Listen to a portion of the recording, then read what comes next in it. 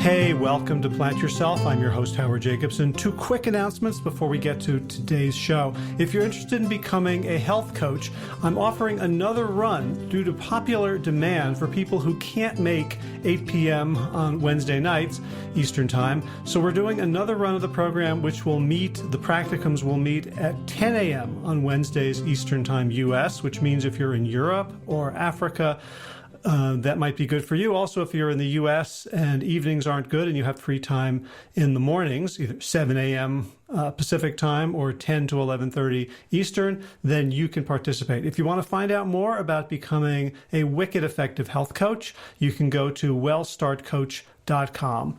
Second thing is, if you're not aware of it, Josh Lajani and I have a book that is free on Amazon Kindle. It's called Sick to Fit. And if you just go to Amazon and search for Sick to Fit, you'll be able to download it for free and read it on any Kindle-enabled device, even a phone, smartphone, tablet, computer, whatever. All right, let's get to today's episode. This is the Plant Yourself podcast. I'm Howard Jacobson of plantyourself.com and wellstarthealth.com. This podcast is part of my mission to help you live an inspiring and impactful life.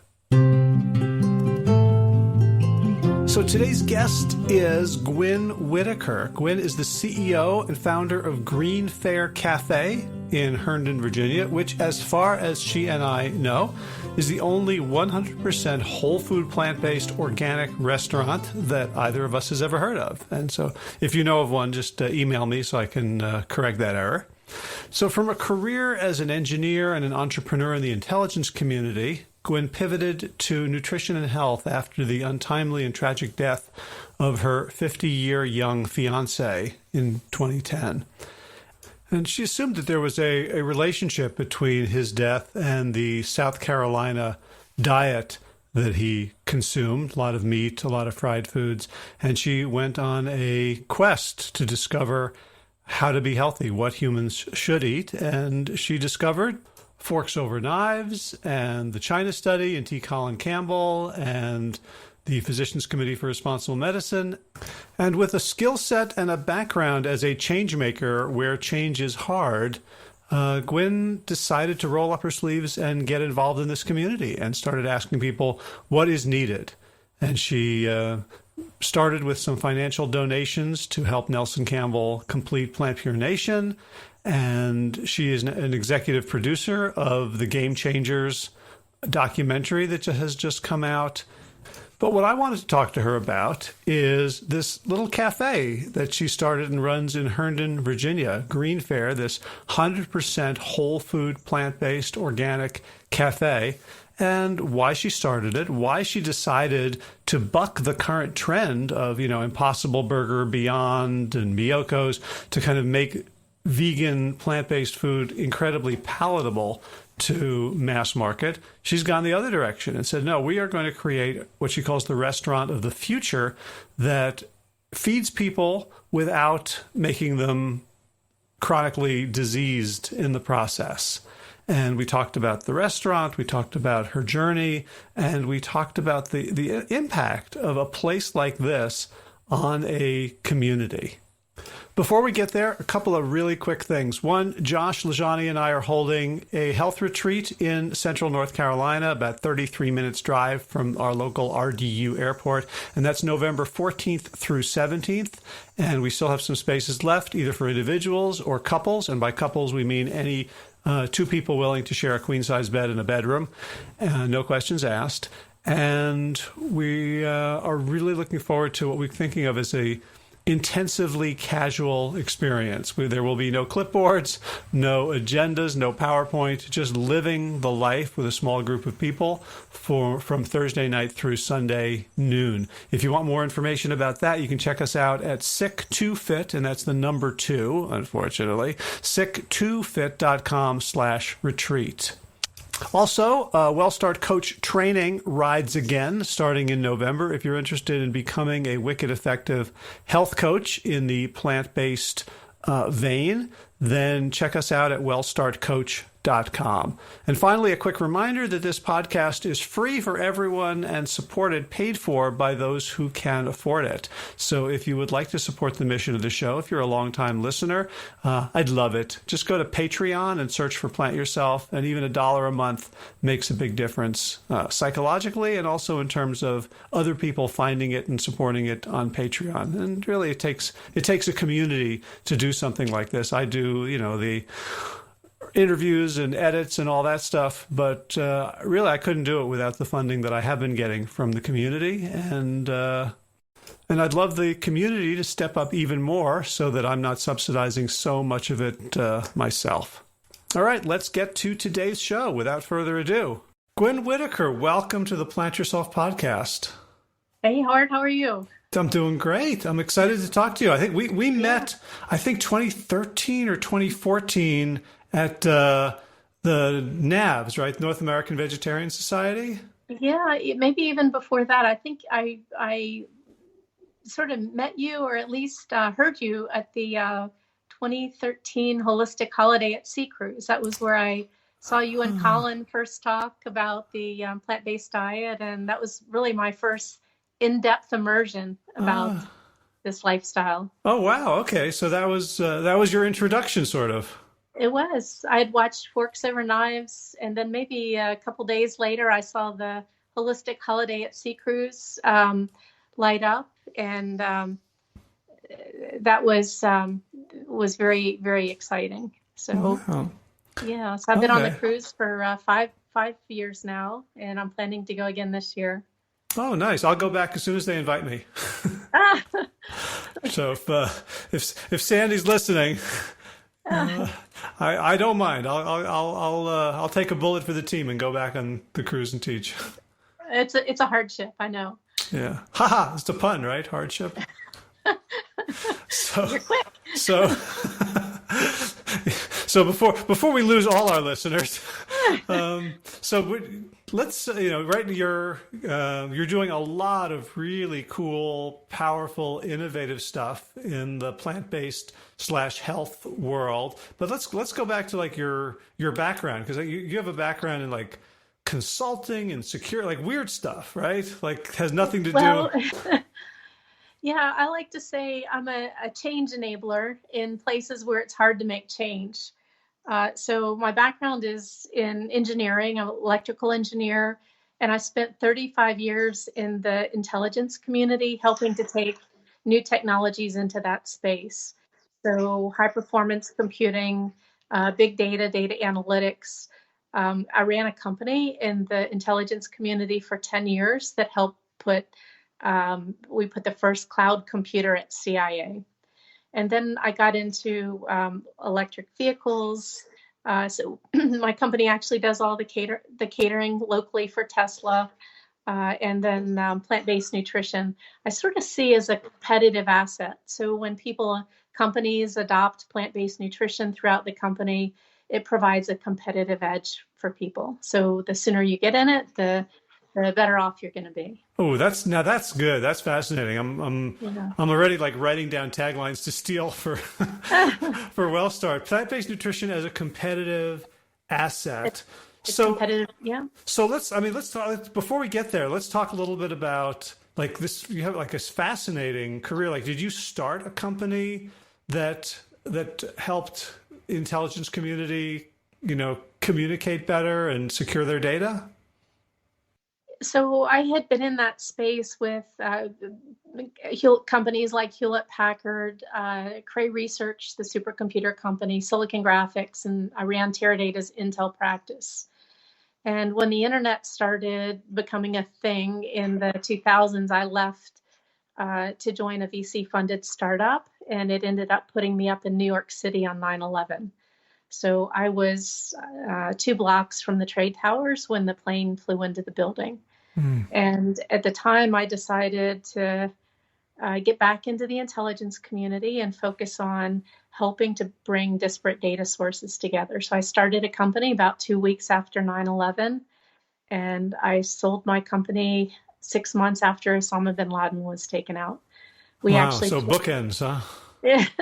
we actually put some of the technology in place that helped with targeting in the counterterrorism center. So it was very interesting time, and I had a great team of people, and we were bought by another company, and that gave me sort of the freedom to pursue things that were of interest to me.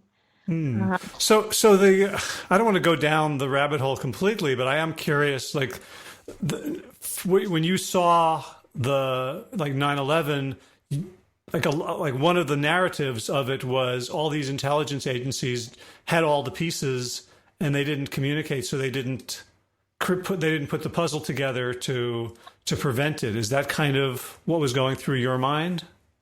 Yeah, the data was there, but it was in disparate data sources. I think people were more concerned at that point in time with protecting data rather than sharing data. So a lot of the directives that came out after that time sort of enabled the push to be more proactive in sharing data between agencies.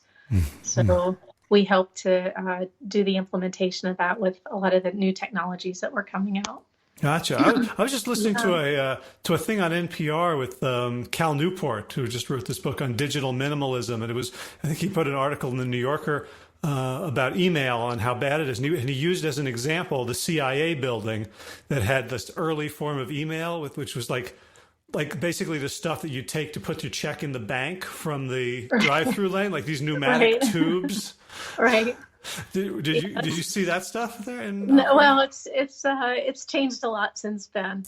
It's definitely. I don't know if you ever saw the movie Enemy of the State. When that came out, that sort of predicted more how things are now, where you actually see different types of intelligence being combined to give analysts a better perspective of what's happening. So it's much more state of the art now. Gotcha. Yeah. And I guess what happened to me was maybe 2 years before I sold my company, I lost a partner to heart disease. I was engaged to this fellow named Tony. He was a Navy captain, and I had met him at IBM. He had left the Navy and gone to work for IBM. And so I was consulting and he was working there. And we were together 7 years. And one night when I was driving home, we were talking on the phone, and he was basically talking about what to get for dinner. And he said, "I feel dizzy," and dropped off the line. And so I called 911. And by the time I got home, my cul-de-sac was filled with paramedics and fire engines, and he was not able to be revived. And so, gosh, what year was this? This was actually in 2009. So it was 10 years ago this October. Oh, gosh. And at the time, I thought that it was genetic. His mother had died of heart disease, and his dad died of heart disease. And so it was pretty common for South Carolina natives to have that. And when I would go to visit him, I always took my own food. And so I was on sort of a different path than he was. But it struck me, he was only 50 years old and had 3 kids. So it was a very traumatic event. And basically, at the time, I just thought it was genetic. And then fast forward 2 years later, my boyfriend now introduced me to Forks Over Knives. And I watched that, and it really resonated with me. Essel Steen talking about diet being a path to avoiding heart disease or reversing heart disease. Really opened my eyes to something. I always thought I was on a healthy diet, but with the sort of the Western mentality of you need animal protein and you need dairy for calcium. And so the movie dispelled those things. And then after the holistic holiday at Sea Cruise, that intense immersion, I never went back. So I took the few remaining things. I stopped seafood and stopped dairy and eggs. And I started feeling better. Wow. So you mentioned like you were already eating what you thought was better.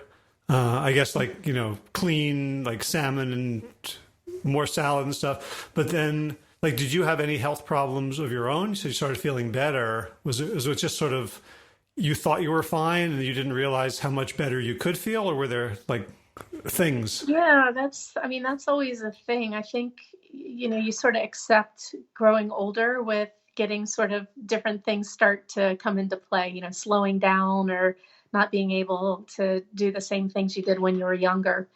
And what I found was a lot of those things really reversed. My skin, I'm 61, my skin got better than probably when I was 40. I lost and kept off like almost 15 pounds.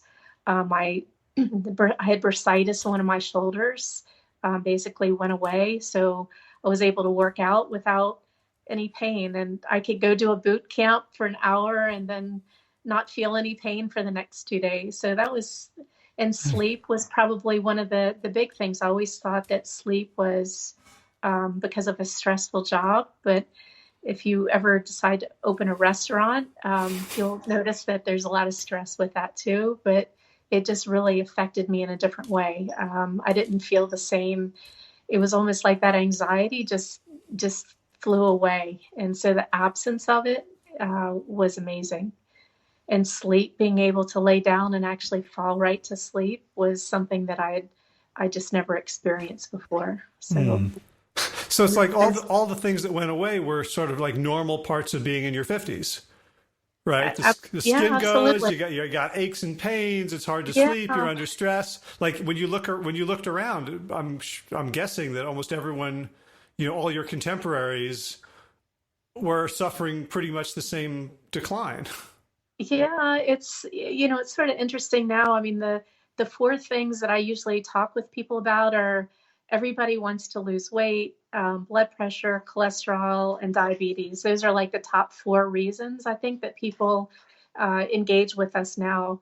And my weight had crept up over time, so that was probably the biggest thing for me. I didn't have blood pressure or cholesterol issues. Um, but the other things are more inconveniences, and they're not like reasons necessarily to see a doctor. So for me, just kind of shedding those things it gave me a glimpse into a hopeful future. Were you on any meds?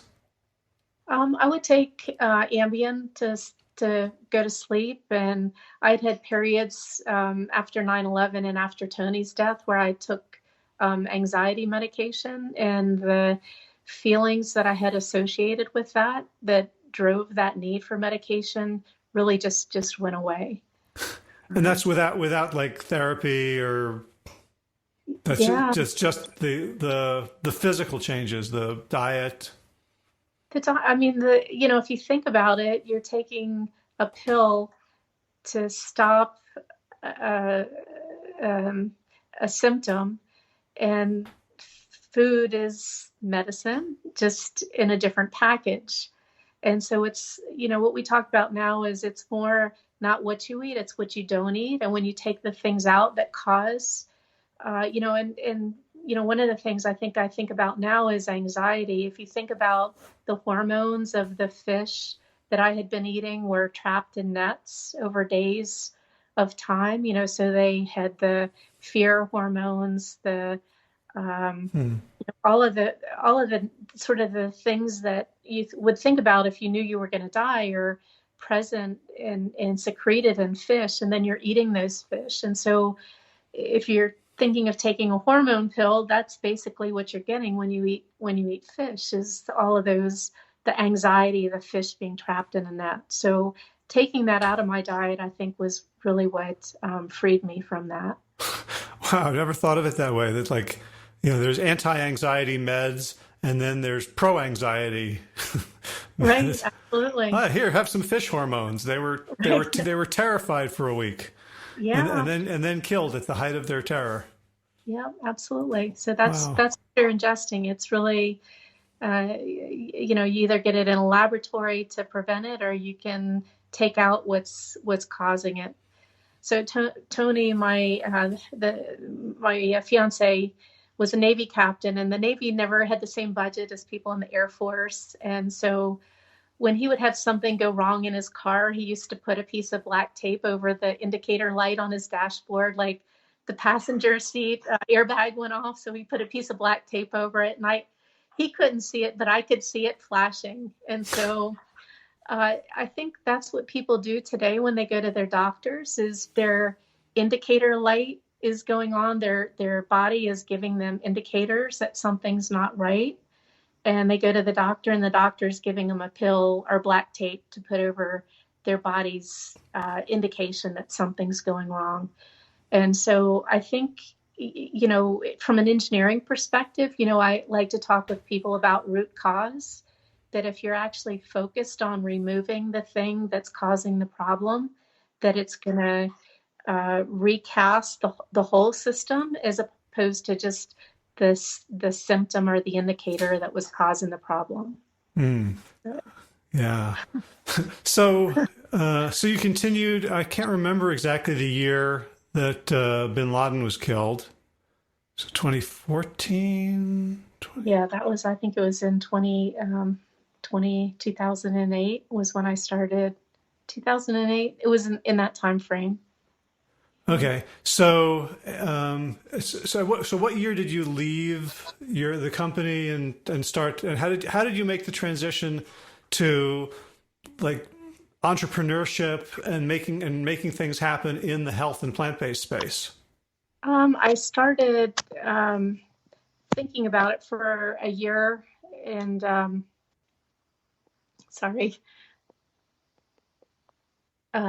for about a year, and went to visit a couple of the clinics. I visited McDougall's Wellness Clinic, and I went out to True North. So I sort of did a deep dive probably in 2001, 2002. And that was a time frame where I started. Wait, not 2001? I'm sorry. Yeah, 2011. Okay. 2012. Sorry. Okay. Missing a decade there. Yeah, the journalist in me got alarmed. Yeah. So in that time frame, that was sort of when I was looking to sell my company, but hadn't completely gotten there yet. So I started on the path, and I ended up, I think it was 2012, reaching out to Colin Campbell, and he was up at Summerfest. Actually, I reached out to you and said, I'm interested in making a difference in this space, and I'd love to talk with Colin about how to help him with what he's doing. And you introduced me to Colin, and then I flew up to Summerfest with him one year and met with him. And I said, how can I help with this movement? And his son Nelson was working on his film Plant Pure Nation then. So I made a donation to help the film get finished. And at the same time, I asked if they would do they were doing these jumpstart diets down in North Carolina called the Kick Jumpstart. It was a 10-day thing they sort of talked about in the film. And so we did one of those in Reston, which is where I live. And I talked 45 people into changing their diet for just 10 days. And Nelson brought the food up, and Colin Campbell brought the forks over knives. And I had a nurse that did blood testing for before and after. And it was almost like a miracle. We'd see 20 to 30% blood drop, cholesterol drop in blood cholesterol. And one friend with rheumatoid arthritis, it basically went away. So she went from 4 meds to 3 meds in 10 days. And so it was very dramatic, project. And people started saying this 10-day thing changed my life. And so I started thinking, how can I do this to scale and remove the obstacles for people being successful, which is people don't know how to shop, they don't know how to cook. They have a lot of questions around going from the standard American diet to plant-based. So I opened the restaurant, Greenfare, in November. I signed a lease in September and opened the restaurant in November. What year are we? This is in 2015. 2015. Yeah. Okay. So So, what did you know about food and food business? nothing. Um, All right, because basically, yeah, yeah, the reason I'm asking is like I know a lot of people who've started restaurants, and there's very yeah, few of them I could interview 4 years later who are still in the restaurant business. yeah. So it's sort of an act of philanthropy. It hasn't gone into the black yet, but it's one of those things where I set the bar really really high because I wanted to be not just any restaurant, but a restaurant of the future. So we were doing plant. We started in 2015 doing all plant based, organic, which took a year and a half to go through that certification. We're one of 6 organic certified restaurants these days, and we It's one started of doing 6 some in the country. in the U.S. Wow. And we started doing the salt, oil, sugar-free aspect as well, which was something else that I had learned on the cruise, was the things that the food industry uses to get people addicted to food that cause harm to people. So when you take those things out and you take out the 400 chemicals that other restaurants are have in their ingredients that are part of being non-organic, and combine that with plant-based, sort of those 3 things really cause very dramatic health outcomes. So the entrepreneur in me is thinking you just took out all the things that people love to eat, they get addicted to. Like what were the early reviews? I mean, how did you first? How do you make this taste good?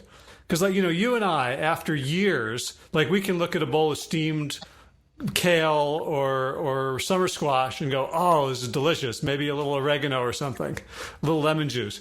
But for most people, when they try it the first time, they're like, yeah, okay. Yeah, we have.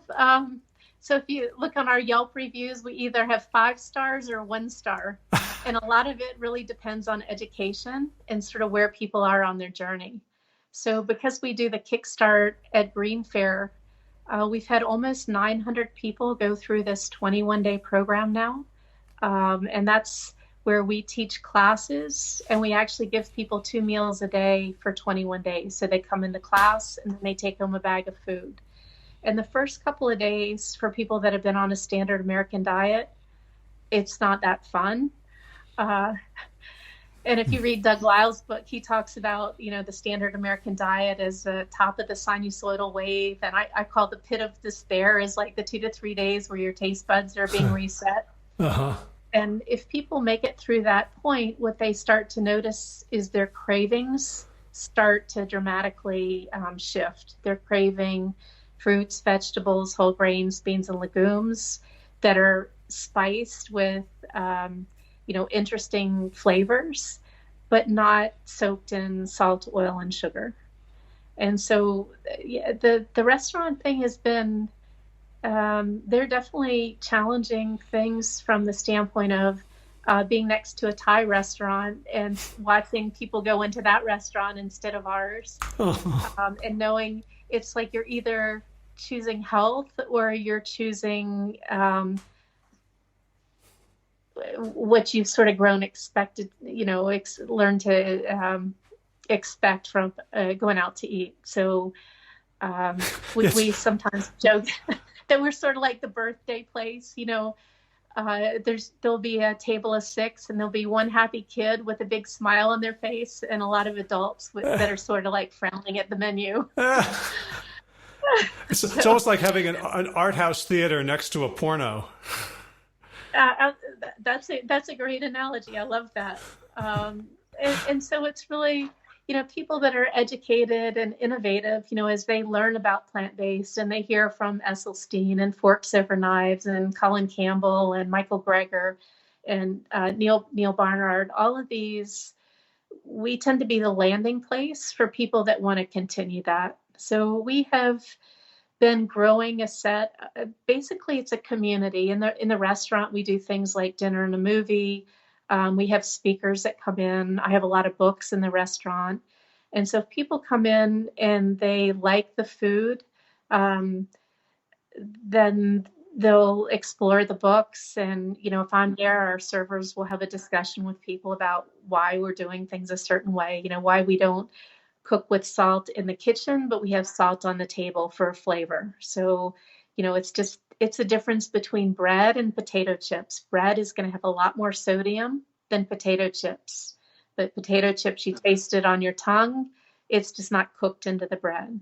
So we encourage people to use it for flavoring instead of as an embedded ingredient to extend the shelf life. Right. Now I'm curious where like the restaurant, the food gets people in, and then you will show them the books and the movies and start explaining. So you're starting with, as Brian Terry says, this the chef from California. You start with the visceral, and then to the intellectual, and then the political.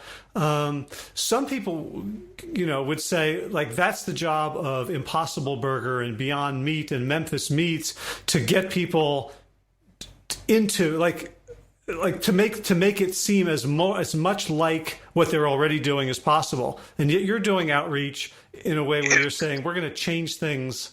We're going to give you a completely different experience, and it may take you a couple of days to adapt to it. What was your philosophy driving you to do whole food, plant-based, SOS free, as opposed to an Impossible Burger sort of, hey, it bleeds like meat, tastes like meat, smells like meat, but it's peas?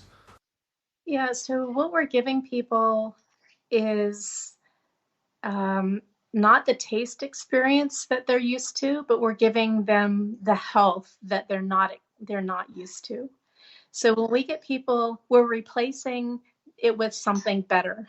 It's like when you can get somebody that's had Crohn's disease all their life, and all of a sudden the Crohn's disease goes away, or the pain from rheumatoid arthritis goes away, or asthma. In 21 days, we've seen people that have basically reversed things that they've experienced their entire life.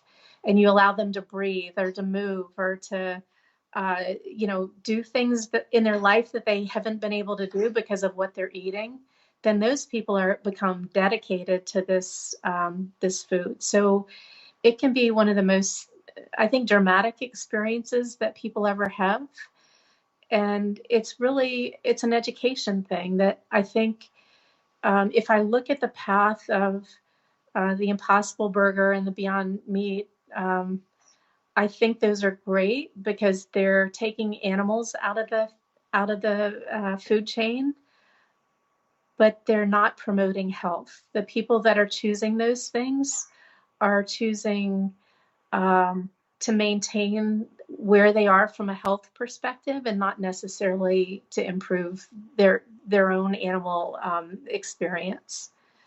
So, if you look at those products and the fat profile and the things with the heme iron, I think a lot of the things that are you can, and I think Neil Barnard does a talk now about the impact of coconut oil actually being just as bad as eating beef, from human experience.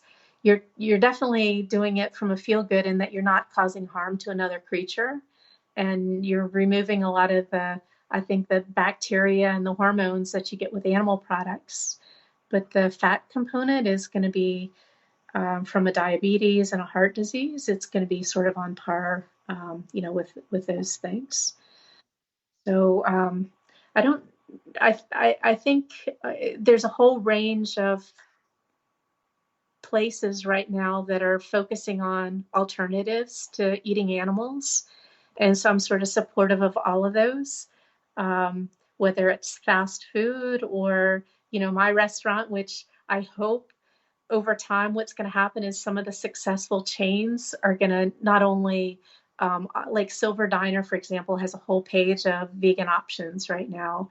And my hope is that as our customers go out, they start asking for organic options or oil-free options, that they're, as you have people more educated about things, that they're going to start pushing restaurants that are successful chains to decline the amount of animal products that they're serving and increase the number of plant-based options that they're serving that are healthy and that are, organic. Hmm. So I think that's the future trend.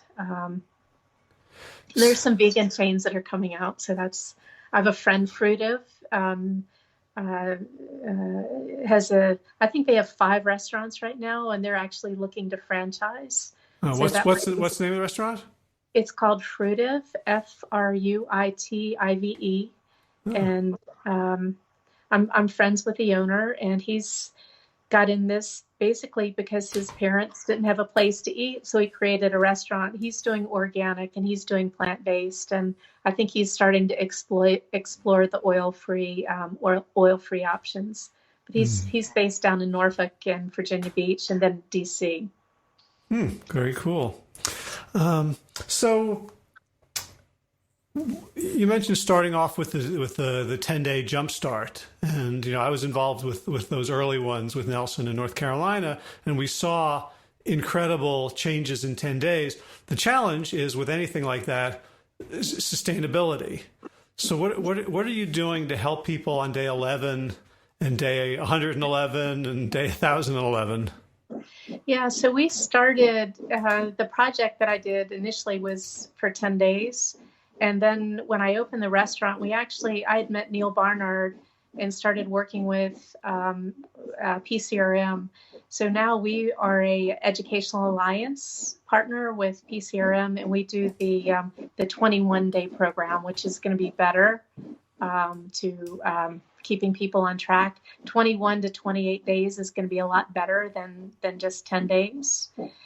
And I'm actually working right now I started a 501c3 about 3 weeks ago, and the focus there is going to be to combine traditional medicine, yoga, massage, chiropractic, and meditation in one place. And I'm hoping I've got a proposal into a facility where we would be able to bring those different pieces together and partner with providers in those areas to do sort of what you said, which is to create sort of a holistic environment where people can get not only the education and the food, but also other things that are going to help keep them on their journey. Um, Can you find enough alternative practitioners who believe in the plant-based message, who aren't going to try to undermine it with Chinese medicine, organic beef liver sorts of things that I've heard from a lot of acupuncturists and Yeah, it's a challenge because a lot of sometimes it's our customers educating their doctors or their gym, people at the gym or their nutritional coaches. Um, so we had one lady that went back to her doctor and he's like, it's fine what you're doing, just add some fish. And, just those subtle suggestions from doctors can sort of undermine what we've seen. And when people do that and they notice that their health gets worse or goes back to where it had been before, then it sort of validates, and you can do the blood testing and the blood pressure and get the biometrics to actually show the success that this works. We've had maybe 3 dozen doctors go through the Kickstart now. And so the doctors, when they go through it, they have a better idea of, especially when they do the blood testing and they lose weight and they see that this is the path. I reached out to a Washington Post reporter a few years ago, Cortland Malloy. He writes a column. I think he's been there since 1975, so he's a local institution, writes in the Metro section. And he has written a couple articles about us, and then he actually went through the Kickstart himself in January. And I partnered with one of Bill Clinton's doctors, Dr. Rob Darling, who worked with Dean Ornish in the White House, to do a full biometrics on Cortland before he started. So he did a carotid artery test. He did an informed body fitness where they're looking at like bone, fat, and muscle mass. And then he went through the nutritional program. I went to meditation classes with him for 6 weeks, and we watched movies together with a group, and we started exercising. So we put a lot of these pieces together, and he was sort of my guinea pig for this holistic path. And so he was extremely successful with the program. He's lost close to 50 pounds. He's been writing articles now in the Washington Post about his plant-based journey. And I think what he's finding now is that people were more skeptical when he started, and now more and more people are encouraging and jumping on the bandwagon. You know, as he interviews people, he interviewed Eric Adams, who's the New York Borough president, and he came to Greenfare and he interviewed Dr. Baxter Montgomery, the cardiologist from Houston. So he's sort of bought into this, and he's seen dramatic health improvements himself. I've seen the Washington Post now has like this plant-based column. They do in the food section. The food section. They have two sections. One's a food section and one's a health section, and they're sort of mutually exclusive. So Joe Yonan in the food column has been writing. He's been a vegetarian, vegan, I guess. He's got a couple of cookbooks out. And so he started people down this path of plant-based nutrition. I met him out at the CIA, so the other CIA in Napa Valley, the Culinary Institute of America, Culinary Institute of America. And this was really exciting. They were offering something called the Global Plant Forward Conference for restaurants and businesses in the food industry. Ooh. So Joe Yonan was out there, and they were basically acknowledging that consumers are demanding plant-based meals. And if you're going to stay in business and ahead of the curve, you need to start incorporating these things on your menu. So it was very cool to see that. A lot of the dishes they would cook would start out with a cup of olive oil, and then they would finish it with a cup of olive oil. And so, you know, me and some other people were sort of looking at that going, well, it's better, but it's not completely there yet. So you see people sort of moving down this path of going in the right direction. It's, you know, I think it's a journey as people get more education. You know, and the oil-free thing was something that I didn't really understand that until maybe a year. The second holistic holiday at Sea Cruise, I went on. I did the oil-free option, and I've sort of been oil-free since then. Mm-hmm. And it, you know, all of these things make a huge difference in health. Yeah. So something I'm interested in. So right now I'm reading Bruce Springsteen's autobiography, Born to Run. And one of the things, like he's writing, I'm still in the early stages where he's still writing about, you know, his early years before he made it big. And one of the things that really struck me about is the importance of of institutions, local institutions, to the development of the whole music scene. Like if there was a club where people could plug in, you know, where there were amps on the walls, you could just plug in. You didn't need to have all your own equipment. That created a much more vibrant scene, a much lower bar for people, and then people could see each other, and it kind of fueled, you know, a culture. And I'm wondering if you have seen how your restaurant kind of has enabled things or amplified things or changed things or allowed things in your local area, because so many of us are working virtually. Yeah, that's absolutely the case. I think is that it normalizes something that started out as being a fringe behavior. So especially in people that are in their 45 and up, you know, as they make this lifestyle change and their friends don't, then they start to feel isolated. And a lot of times, you know, get shunned by their friends because they're doing something different that maybe passes judgment on what their friends are doing. So their friends become uncomfortable. And I think what we do with the classes and then the events that we hold is show that it's a growing and normal path for people to be on. And it's sort of back to the smoking, you know, analogy that I like to use. When in 1964, I was a brownie in the Girl Scouts, and I made my mother an ashtray that had my picture on the bottom of it, and that was my gift to her. And so that was normal back in the 60s and the 70s and 80s. And I think when they started, the restaurants being faced with taking smoking out of the restaurants or creating no smoking sections, and owners were saying, well, I'm going to go out of business if you take away people's ability to smoke.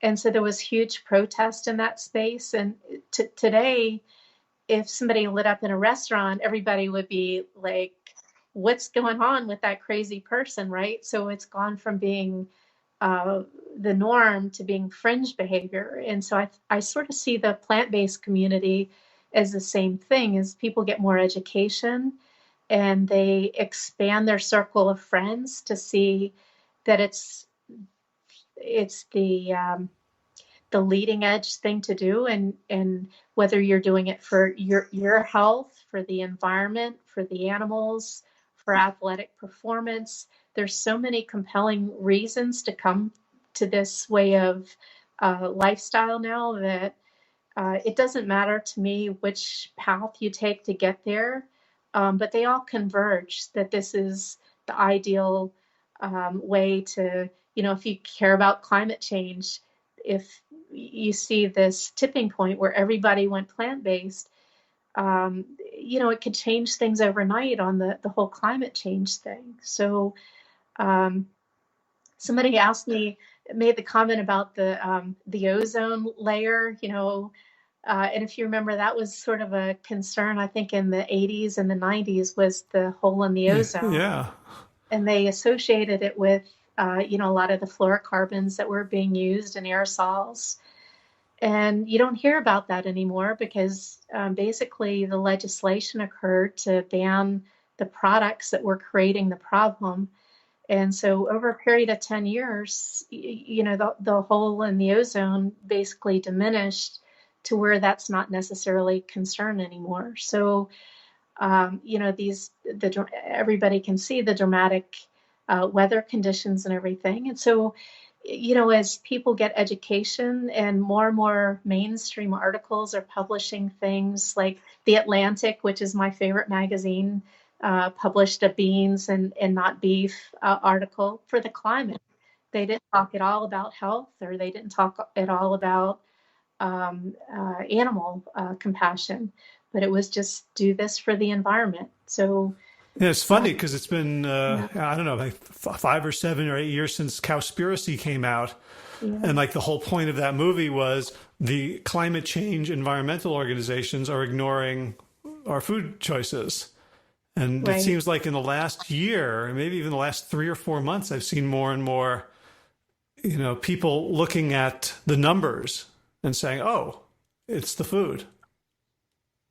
Yeah, that's and I think that movie had an impact on those organizations. So I know the Sierra Club has adopted a vegan policy for their events, and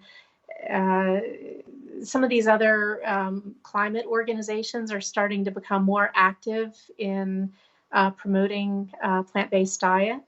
Al Gore, I think, in his Leaders for Climate Change, I was able to speak at one of their events and show Cowspiracy to their leaders. So as you see that movie gain more traction and other movies coming out, I'm one of the executive producers of the Game Changers film that's coming out September 16th. And I think that has the potential to be really dramatic. It's got all the Arnold Schwarzenegger and Jackie Chan, Lewis Hamilton, Venus and Serena Williams, the Tennessee Titan players, Bryant Jennings, the boxer. So it's got all these really cool people in there that when they made a dietary change, actually had that competitive advantage in their ability to achieve great things in sports. So I'm very excited about that. Oh yeah, I can't wait. I've seen, I think, 2 or 3 screenings, and every time I see one, they then say, well, we've got to make a whole bunch of changes. We can make it better. Yeah. So I'm glad it's coming out. It's been a long time. Yeah. So I think the cool thing is that it'll be released in China. So the CEO of Alibaba, which is Amazon's counterpart in China, is vegan, and Jackie Chan, I think, promoting it. So the expectation is that it's going to go out through that channel as well. And China's Wow. a hard to break into market. So, Wow. and the Chinese, having that, if that's a Western film with Western stars and sort of the role models there, I think will have a huge impact on the Chinese market. Wow, that's cool. It's in my mind, that brings up like the complicatedness of the way we have to do politics. Like I just saw I can't remember his name, the CEO of Alibaba was in the news for kind of basically telling people that they should like work 100 hours a week, right? And not like I immediately formed like a really negative impression of the guy, like, workaholic, totally clueless and no empathy for anyone else. And now you tell me he's like vegan and bringing, this movie to billions of Yeah, people. yeah. I guess I see it's sort of like the whole range of people that are involved with this movement. Some are going to be more fringe than others. Um, I look at the company WeWork that has the no meat policy, and I think they're like a $8 billion company, something like that, and that's where the millennials are going. And there's a conference in DC I just saw where it's basically promoting plant-based lifestyle. And I think no one in there is over probably 60 that are the speakers for this movement. And that gives me great encouragement, because it seemed like for the longest time, that it's Colin Campbell and Dr. Esselstyn and the sort of the rock stars that McDougall, that Neil Barnard and Michael Clapper, all of these senior people. It's like, okay, when is the traction going to happen that's going to light the next generation on fire? And so this conference, it was pretty cool to scan down the list of speakers, and I don't know any of them, and it's like, that's great, because I start to see it's like the next generation is stepping up, and they're starting, whether it's a vegan clothing business or vegan travel companies, or all of these things that are promoting this whole lifestyle, is really exciting to me. It feels like the pace of change has increased, and that what we were doing when we opened Greenfare in 2015, and now, almost 4 years later, it's becoming sort of mainstream. The concept is mainstream. And so what we've developed over 3.5 years is sort of back to your earlier comment, is how to make the food great, where people don't miss having animal products in it. They don't miss oil. They don't miss sugar. They just see that it's delicious food, and they're going to Mm-hmm. have a good experience. Right. So that's sort of where we've come, and we've evolved to that. And it's not easy to cook without oil. It's something that um, doctors and chefs are not trained in nutrition. So chefs are going to go to culinary school, and their favorite weapons of choice are salt, oil, and sugar. So they start out with oil and they add salt, and those are the things that people have been looking for. But people that have gone on this oil-free diet, or without salt cooked in it, start to notice that it tastes like oil, instead of like the flavor of a fresh vegetable that you're expecting to get. Right. So you mentioned earlier that you're not quite in the black, right? So you're which brings up the question, like, of scale. Like, you've got this incredible thing going. It's such an asset to the community, but we don't want to tell people, like, here's how you make a small fortune in plant based catering. Start with a larger one, right? Like, are you getting? Do you think you're getting to the point where what you're doing can inform other communities, and right, or is this like, a unicorn because of your circumstances and other, unique things about Um, it?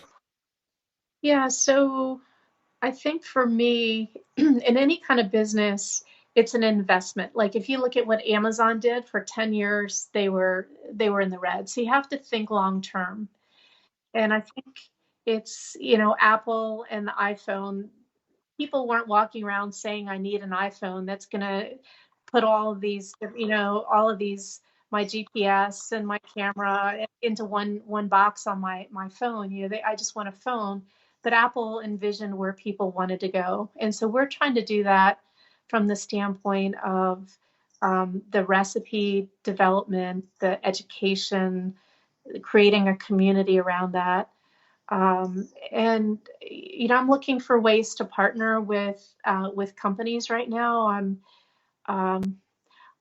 I believe that our niche is sort of in two things. One, it's in delivering classes teamed with PCRM. It's getting educate. How can we scale the education on a broader scale for people that still don't know how to cook and they don't know how to shop?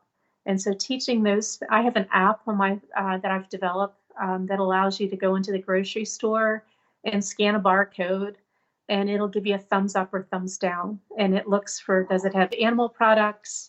Does it have too high sodium, too much oil, and too much sugar? And so it'll give you a green thumbs up or red thumbs down. And it's sort of demoralizing when you go in the store and you get thumbs down, thumbs down, thumbs down. But every once in a while, you'll find something that's a product that we support. And you could eat all the time and it wouldn't decline your health over a period of time.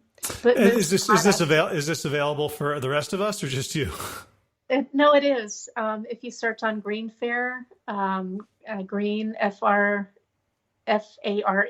Greenfare, the app is called Skinny Shop, and the code is Eat Plants, EATPLANTS. And you can log into that, and it'll allow you to select for things like gluten, tree nuts, soy, and peanuts. So you can, if you have allergies, you can filter those things into the barcode as well. Oh, cool. Yeah.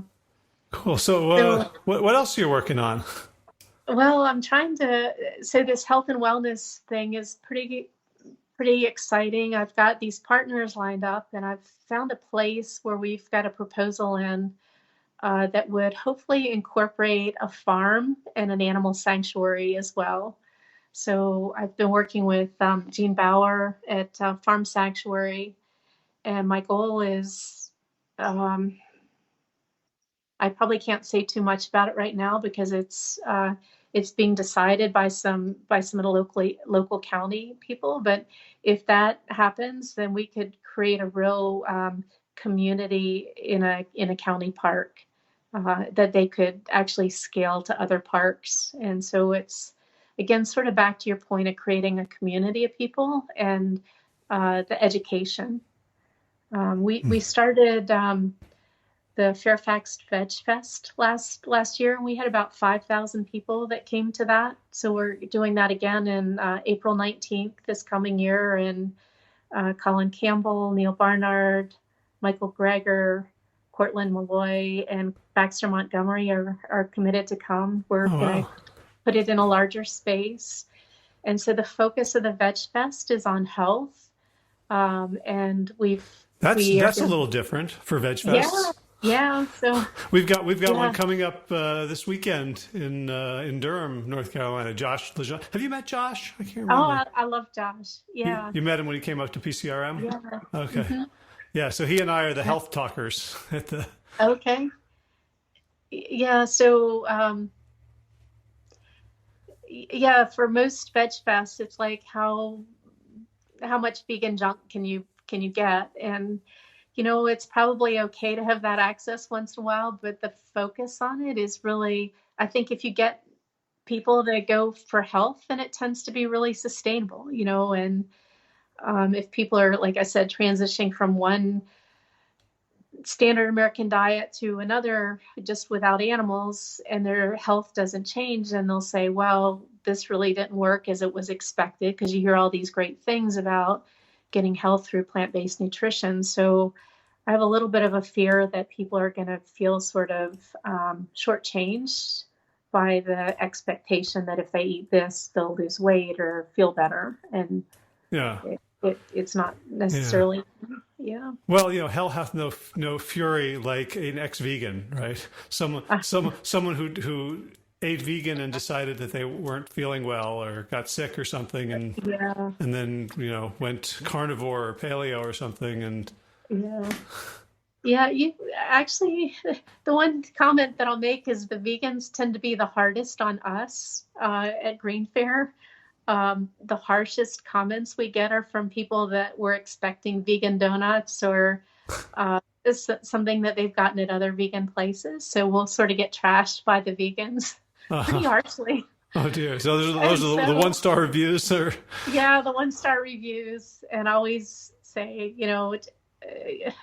we're really focused on health, and so you try to explain things. The reason I love Gene Bauer from Farm Sanctuary, I think, is because he comes at it from a perspective of love all people, love all animals, not just the non-human ones. And so, trying to help us on the path that we're choosing to, share education with people.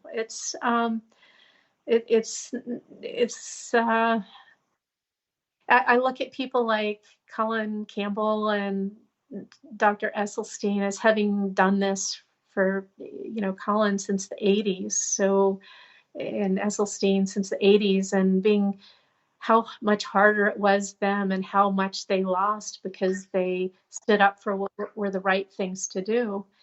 And so I feel like the minor cuts that we're getting right now it's the last protest before it becomes mainstream. And so I tend to be very, very hopeful about that. Right. But the people who are criticizing are not the ones who are doing. Yeah, I think anybody with a phone and a fork these days can get on Yelp and trash someplace, but they're definitely their views are actually, I think, harming the broader community than helping it. And so, what we try to do is meet people where they are on their journey and help them go forward. And so, even things like from an environmental perspective, the materials that we use at Greenfare, for our containers, we use all compostable containers, and it's not the ones that Whole Foods and I think Chipotle got in trouble for using, which had these liners that had the PFAS that got into food. They're made out of all sugar cane, so when they're entirely safe to heat and freeze in, and they actually dissolve in 90 days. So if you throw it in the woods, it's gone. It's basically like a plant product that goes away after you finished eating. So it's sort of the ultimate cool thing, but they're expensive, right? And so it's sort of the same thing as the compostable bags that we use cost 25 cents instead of less than a penny. So you can sort of see why right now, until things get to volume, it's going to be similar to when organic started selling, that you could buy organic blueberries that might cost like 3 times the cost. And so not many people are going to buy them. But over time, what happens is when the delta gets so small that everybody's going to start recognizing that this is better for the environment, better for my health. And so they make those choices. So the cost goes down on organic, just like I expect the cost will go down on these, environmentally friendly products. So we've been hopefully subsidizing the education and the change to promote these things that I know are, beneficial for the environment. Right. And how, I know we have to go in just a minute, but how is this different from, let's say, I'm sure how familiar you are with like John Mackey's philosophy of, conscious capitalism. It feels like his model and what he's built in Whole Foods, I love Whole Foods and I hate Whole Foods. Yeah. But, like his story, if you listen to him, like talk about the history of how Whole Foods evolved, is sort of one compromise after another to the marketplace. So it started out very pure, and then, adding meats, adding wines, adding cheese, adding chips and all the junk food that they have now. And you're also, an entrepreneur, I presume a capitalist, and yet you're not making compromises. Yeah. And occasionally, we'll have a discussion about whether to bring something that would allow us to be more mainstream, like to have a healthy menu and, a vegan menu, that's going to have more choices to bridge that gap. And I've sort of elected to be sort of true to our brand. Our motto is healthy people, healthy planet. And when I first opened the restaurant, I interviewed all these other restaurant owners and I said, what would you do differently when you open? Then, what's your experience and how would you do things differently? And across the board, they all said, have your liquor license available on day one. And so I had vegan wine and organic wine and beer, and we had a liquor license for wine and beer. And then I went to McDougall's wellness program, and he said, alcohol is a known carcinogen.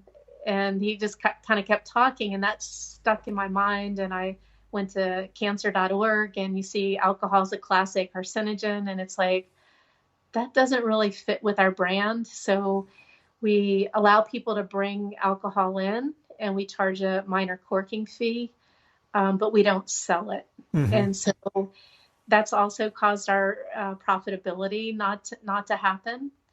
But at the same time, I think what you're seeing now are there were 2 articles maybe in the past month from the Washington Post on promoting sobriety, that people are starting to recognize that that's a thing. And I love your conscious capitalism thing. I very much, when I read his book years ago, I read the book and I saw there was a conference. I went to the conference, and it very much embodies what I believe, that if you're not doing something to make money, but you're doing it to promote a positive thing in society, and you're focused on your customers, your employees, the environment, the community, the supply chain, and then watching finances so you can maintain, but you're not driven by finances as the number one goal. I think and in my last business, my IT business, I didn't start a company to make money. I ended up making money because I created something that had very high value. And so over time, that value proposition became something that was known and accepted. And we had a brand that had great integrity. And so that was what allowed us to really thrive. And so my expectation is that's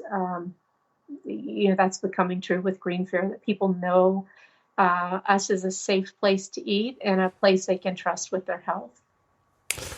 Beautiful. Well, thank you so much. I still can't believe I haven't eaten there yet. I am coming up to the Reducitarian conference, which I think is in Arlington. Yeah, that's the conference that I was mentioning that has all these young people in it. That's over like September 25th, 27th. Yeah, that's the one. Yeah, I might be the oldest person there. Of course, even when I'm at a conference with Neil Barnard, I feel like the oldest person there because he's like a vampire. He looks like he's 16. I know him and Dick Clark, right? So it's a healthy lifestyle. But yeah, that's a conference that I was mentioning. That's going to be really cool. So when you're down there, Greenfare is the last stop on the Silver Line Metro, so it's easy to get to, and we're about half a mile from the subway exit, so you can Uber over. And it's a cool place. You come in and people say their blood pressure drops when they walk in the front door, and got a lot of cool animal pictures and books, and all our servers are sort of educated about plant-based nutrition. So it's a great place. Nice. So before I let you go, how can people find Greenfare online if they want to check it out and come visit? Yeah, so Greenfare is greenfare.com and Greenfare Cafe on Instagram. And we have a big Facebook, Greenfare Organic Cafe. And I do a newsletter. If you go to greenfare.com, I do a newsletter every week that talks about all the events that we have coming up. Danny McGee is going to be doing a vegan cooking class this weekend, and we're at we go out to the farmers market every Saturday. So I'm out there talking with people about plant-based nutrition. So a lot of cool things. Awesome. Well, I'm so happy to talk to you to kind of get the whole story, and so happy that you're out there making change in places where change has been hard. Yeah. Thank you very much for having me on your show, and I'll hopefully have you in when you're down here in the next few weeks. Absolutely. I'll be in touch. All right, Howard. Thank you. Thanks, Gwyn. All right. I hope you found that awesome and inspiring. I'm excited to say that I'm actually going to be eating at Greenfare on Thursday evening. So maybe I'll remember to pull out my phone and Instagram some of that. I tend not to do that. I'm more interested in the food than remembering social media, but I'll be with Josh, so maybe he will prompt me, move me into the digital age. So if you enjoyed this episode of the Plant Yourself podcast and you would like to support our mission, you can subscribe and leave a review on Apple Podcasts. And if you've got a little bit of money, of course, you can become a supporter on Patreon. You can also go to plantyourself.com and find the Patreon button on the right sidebar and just click through there. You can also just let people know about this episode in particular or the podcast in general, share it on social media, take a screenshot, throw it up there, and help us spread the word, spread the message, and spread the movement. So in garden news, the kale and collards are in the ground. We are having some beautiful fall-like weather where it's not in the 90s. Things are not wilting, so I'm looking forward to green soon. And last night we had our final okra-inspired gumbo. So I think the okra is pretty much done. And now we're looking forward to the fall harvest. In running news, I did some good runs. I did a 9-mile yesterday on the Tobacco Trail, and 3 of those miles were at tempo, so on below a 9-minute pace. So foot's healing, and I'm going to start ramping up the training. All right, thank you to Will Ridenauer for allowing me to use Sabali Dawn, the Dance of Peace, as the theme music for the show. Check out willridenauer.com for more of his gorgeous West African kora music. And, of course, thanks to all of you Plant Yourself podcast patrons, as in Kim Harrison, Lynn McClellan, Anthony Disson, Brittany Porter, Dominic Maurer, Barbara Whitney, Tammy Black, Amy Good, Amanda Hatherley, Mary Jane Wheeler, Alan Kennelly, Melissa Cobb, Rachel Burns, Christine Nielsen, Tina Scharf, Tina Ahern, Jen Volkanovsky, David Bizek, The Mysterious Michelle X, Elspeth Feldman, Victoria Dolomanova, Leah Stoller, Alan Christensen, Colleen Peck, Michelle Andrew, Josina, Julianne, Roland, Stu Donlik, Sarah Durkis, Ronda Circus, Kelly Cameron, Wayne Pedersen, Leanne Peterson, Janet Selby, Claire Adams, Sam Francis, Jeanette Bellum, Gila, Sarah, David Donahue, Blair Cyber, Blair Cyber, Dorona Visa, Gio, and Carolyn Argentati, Jody Friesner, Ruth Ann Fonderberg. Misha Rosen, Michael Warbeck, The Equally Mysterious, Tracy Z, Alicia Lemos, Rebecca Hughes, Val Linneman, Riser Cinnamon, Nick Harper, Stephanie Holmes, Martha Burton, Nicole Ramsey, Susan Ahmad, Molly Levine, Inscrutable, Harry R., Susan Laverty, The Panda Vegan, Craig Kovic, Adam Sharp, Karen Berry, Heather Morgan, Ashley Corcoran, Kelly Machia, Deanne Norton, Bonnie Lynch, Plant Happy Oregon, Sabina Kurzel, Nigel Davies, Marion Blunt, Teresa Coppel, Shel Rutledge, Julian Watkins, Brito O'Connell, Brian Sheridan, Shannon Hirschman, Kate Roseland, Dayat, Julie Lame, Ho Hedegaard, Edith Tuzin, Wakani Hainline, Aaron Greer, Alicia Davis, Aviva Lel, Heather O'Connor, Carolyn Jensen.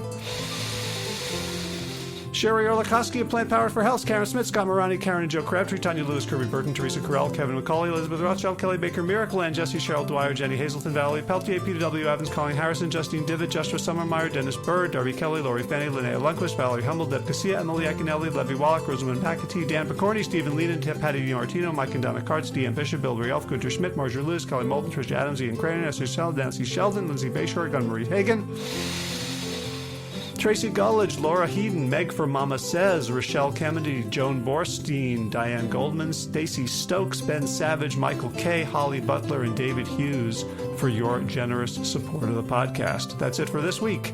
As always, be well, my friends.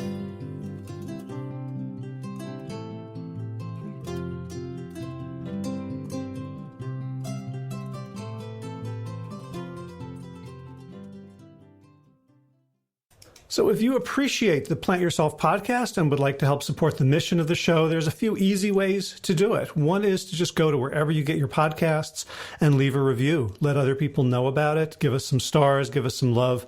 And that really helps us be found by more people. Something else, of course, you can do is let someone know about this podcast. Someone who you think would benefit. Send them maybe a couple of episodes that you think would pique their interest, or just ask them to subscribe in general.